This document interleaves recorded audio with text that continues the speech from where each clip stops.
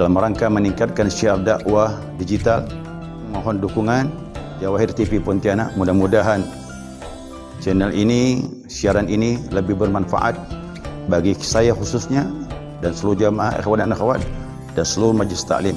Mudah-mudahan bertambah keberkahan dari Allah Subhanahu wa taala, membawa kita kebaikan dunia dan akhirat. Demikian, wassalamualaikum warahmatullahi wabarakatuh. Tambahan mengenai sunnah hayat, ya, sunnah hayat. Yang sunnah apabila ditinggalkan tidak perlu sujud sahwi.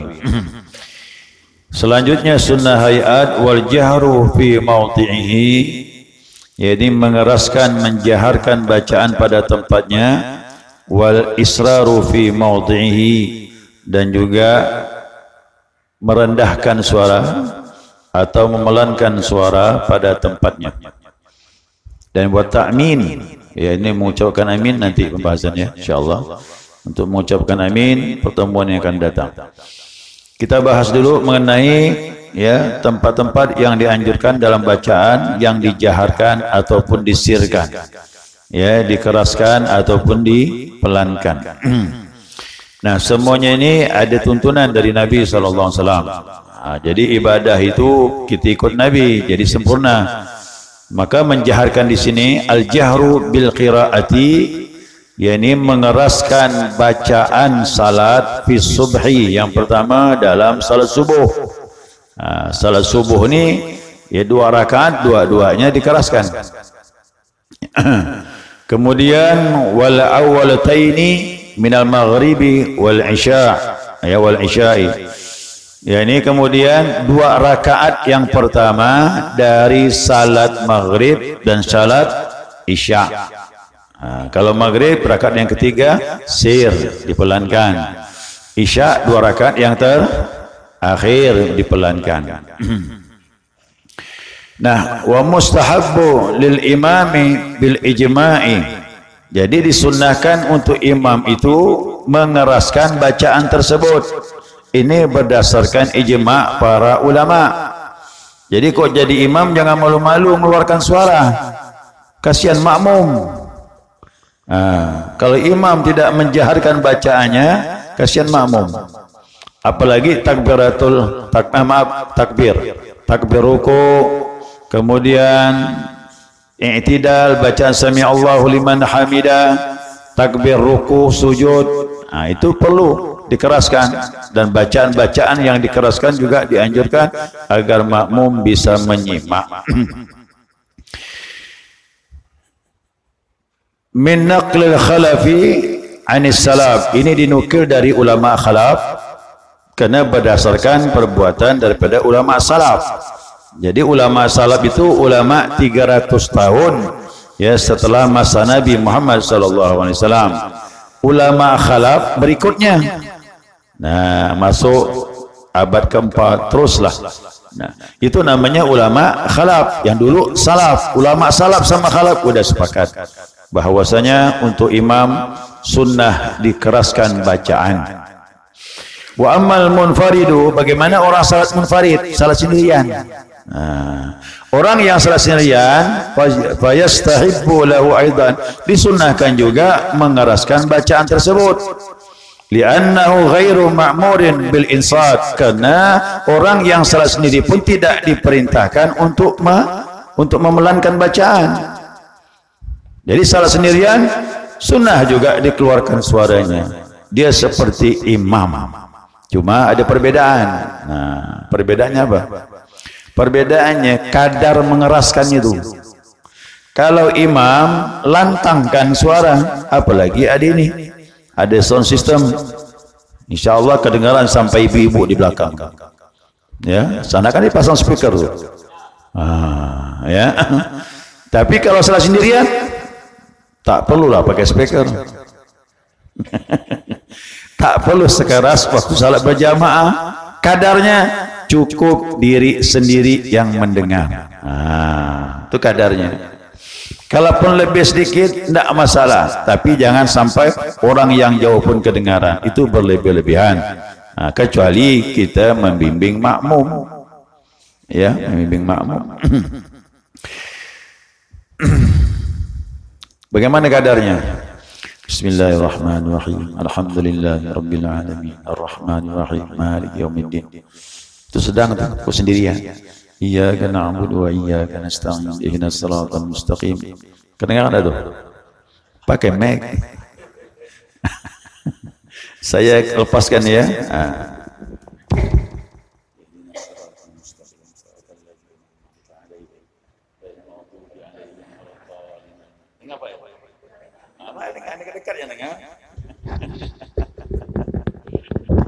Seperti itulah kadarnya kalau sendirian, ya. Jangan pula seperti salat berjamaah sendirian, nanti orang heran, ya.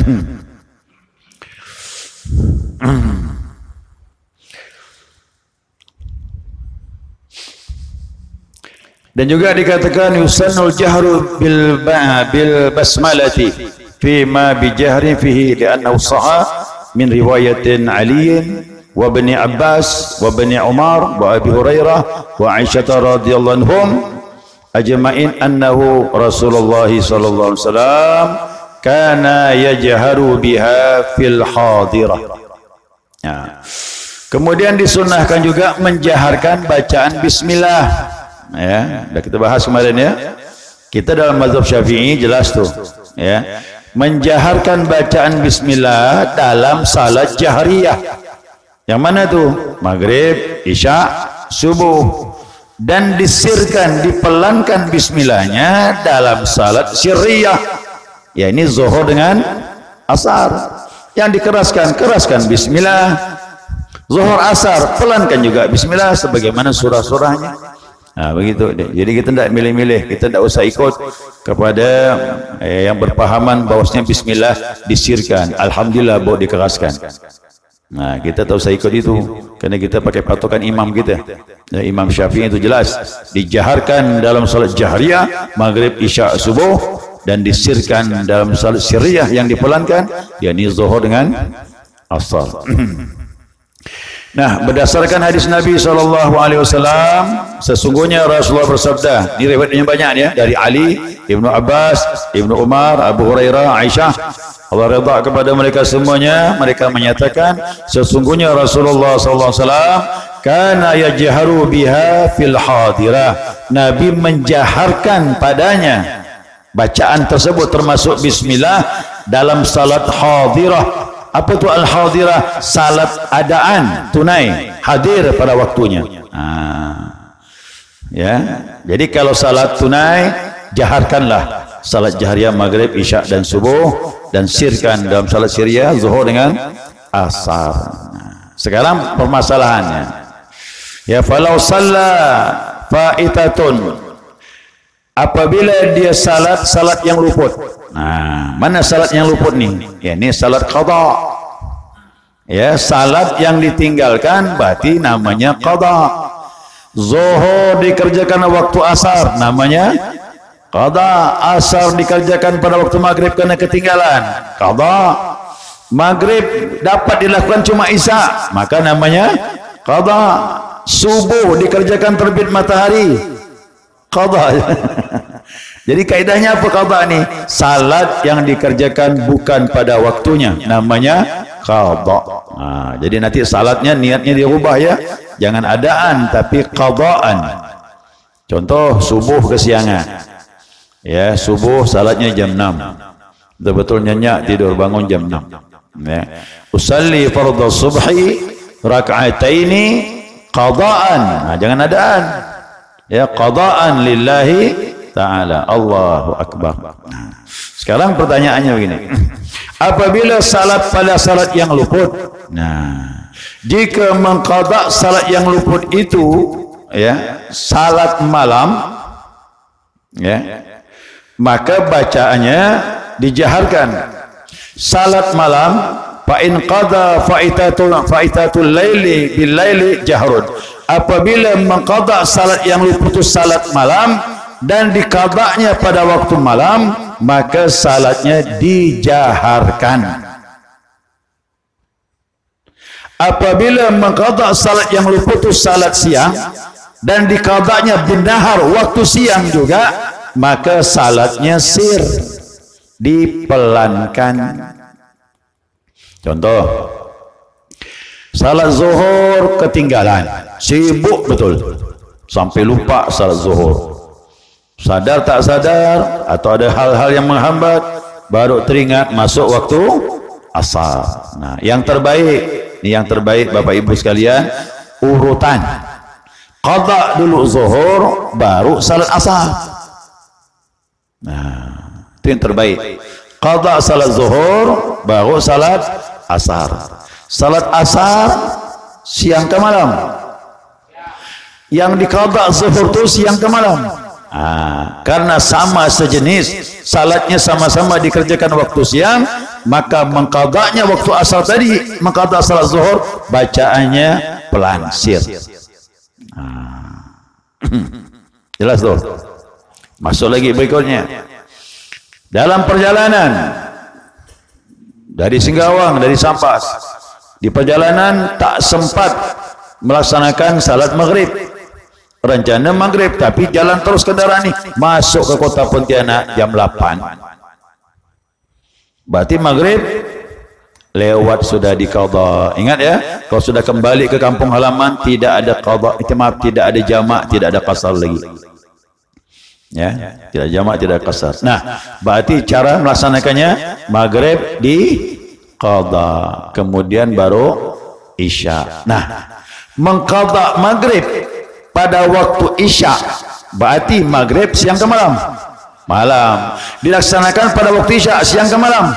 Malam. Berarti cara mengqadanya, bacaannya dijaharkan, dikeluarkan kedengaran. Ya. Lanjut. Ya, lanjut lagi nih. Aw bil aqsi fa awjuhu al asahu anna al i'tibara bi waqtil qada. Fa yasirun fil isya'i naharan. Maksud itu. Atau sebaliknya, ya. Atau sebaliknya, menurut berbagai wajah, dalam pengertian maka diqada'lah pada waktu dia mengqada'. Sebaliknya. Nah, sebaliknya, dia lupa salat zuhur, ingatnya waktu malam, berarti mengqada waktu malam. Ketinggalan salat zuhur, tak sempat dilakukan, waktu asar pun tak sempat diqada, masuk waktu malam, berarti mengqada salat zuhur pada waktu malam. Atau dia isya ketinggalan, atau subuh, dia ketinggalan subuh nih, mengqadanya jam 6 pagi. Ya, jam 6 pagi, atau isya dikerjakan pagi. Bagaimana nih?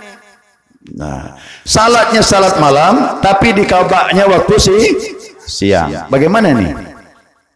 Nah, ya, maka ulama menyatakan bahwasanya dibilang al-asahu annal i'tibara bi waqtil qada, maka yang paling kuat pendapatnya adalah dalam pengertian mengikuti waktu qada.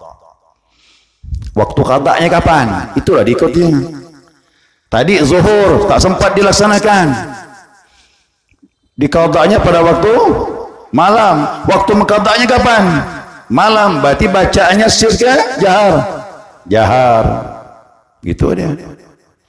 Jadi siapa mengqada salat zuhur pada waktu isya, maka bacaannya dikeluarkan. Siapa yang mengqada salat isya pada waktu pagi, maka bacaannya disirkan, mengikuti waktu kapan kita mengqada. Gitu. Jelas kan ya? Baik. Nampak sepele nih, tapi ilmu nih kan. Jarang dibahas nih, Pak. Ya, tapi ini ilmu. Ya.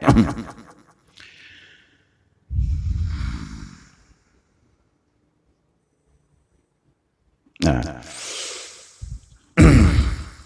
Wala yastahibbu fi salatil jahriyati al-jahru bi du'a'il iftitah qat'an. Ini tambahan ini ya, ini tambahannya. Tidak disunnahkan dalam salat jahriyah menjaharkan doa iftitah. Maghrib, isya, subuh. Iftitahnya dijaharkan enggak? Enggak. Iftitah bacaannya sir, pelan. Itu udah kaidahnya. Apalagi waktu zuhur dengan asar. Ya, maghrib, isya, subuh iftitahnya dibaca pelan. Apalagi zuhur dengan asar, pelan betul. Nah, bagaimana dengan ta'awudz?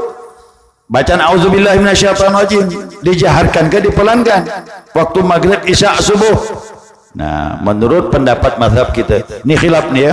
Ada ulama berpendapat ta'awudz itu dibaca keras karena dia termasuk Al-Quran. A'udzubillahi minasyaitonirrajim, perintah dari Al-Quran. Nah, tapi pendapat mazhab kita yang jelas bahwasanya itu tidak dijaharkan. Wallahu a'lam.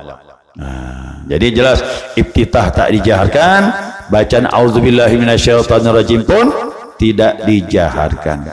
Yang dijaharkan tadi apa? Al-Fatihah dengan surah, itu pun maghrib, isya, subuh. Maghrib dengan isya itu pun 2 rakaat yang pertama, yang terakhir tak perlu. Ya, bacaannya sir. Ya, selesai jemaah sekalian. Ya, mudah-mudahan dapat dipahami.